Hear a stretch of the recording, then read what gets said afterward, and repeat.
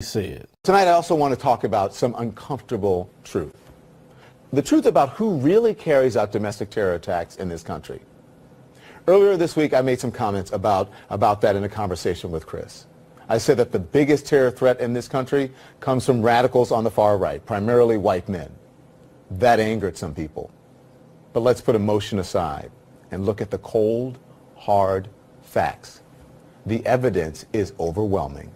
A recent report from the Government Accountability Office shows that.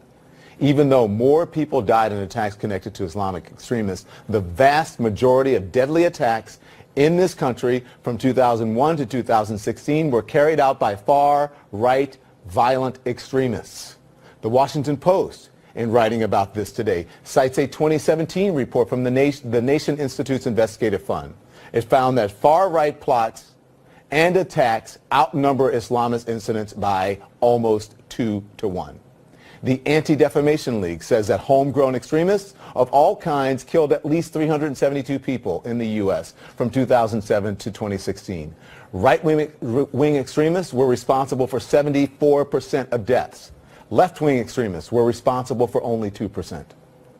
The nonpartisan think tank New America looked at attacks in this country after 9/11 and going up to the attack in Charlottesville. They found that of the domestic terror attacks, those not carried out by jihadists, 68 were by far-right groups. Only 8 were by left-wing or black separatist groups. So let me break that down for you even further. Their analysis shows that for every 8 deadly attacks by right-wing extremists, there were 1 by left-wing extremists.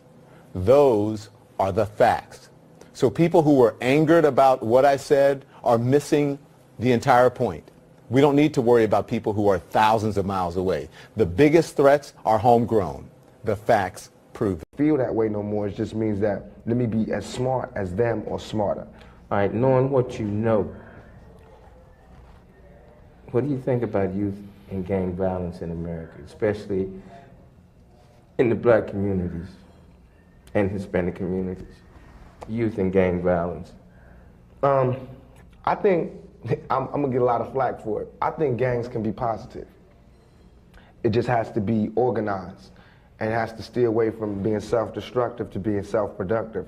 I think this country was built on gangs. You know, I think this country still is run on gangs. Republicans, Democrats, the police department, the FBI, the CIA, those are gangs. You know what I mean? The correctional officers. I had a correctional officer tell me straight up, we the biggest gang in New York State. Straight up, you know what I mean? So this whole country is built on gangs. We just have to not be so self-destructive about it. Organize, you know. But the violence. The violence, but it's violence in America. What did the USA just do flying to Bosnia? We ain't got no business over there. You know what I mean? It's the same thing. How can they tell us not to have gang? You know what gang violence is? Mostly, and the people don't want you to hear this, somebody shoots your family member. So of course you retaliate. You know what I mean? Same thing the US does, except nobody even shot their family members. You know, they see somebody bomb a school and all these people get killed, so the United States feel like, ooh, that's messed up, we gotta go show them who's the real killers.